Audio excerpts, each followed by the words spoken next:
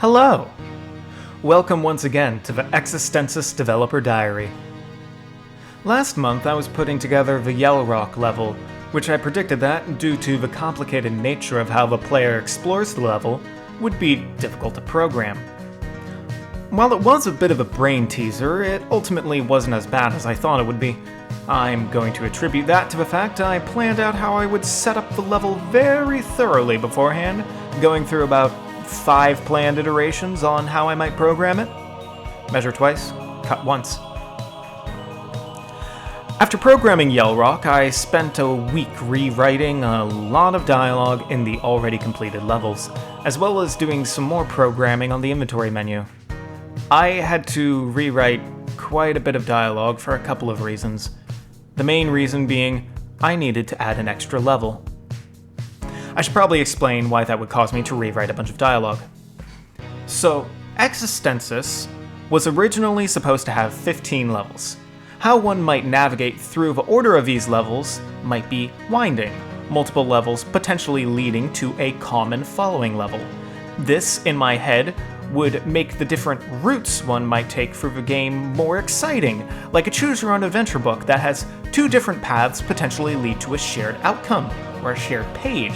What it actually turned out being was a confusing and clunky experience, so I decided I needed to rearrange the levels, so that one level would lead into 2 levels, and that level would lead into another 2 levels, and have that be consistent.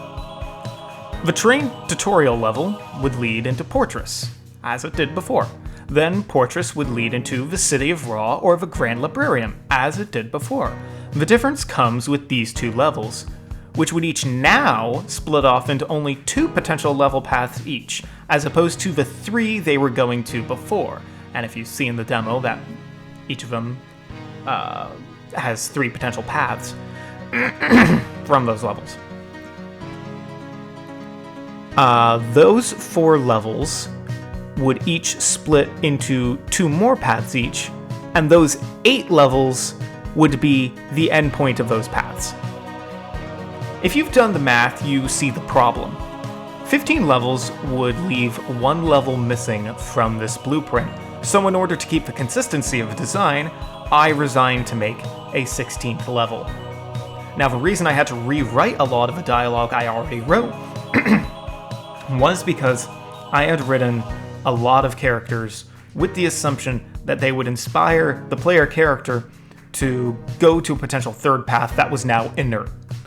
In addition, I needed to add a 2nd level path to another level and add dialogue that would grant the player enough inspiration to go down that new path. And that new path leads to the level I am working on now. The level that was not going to exist.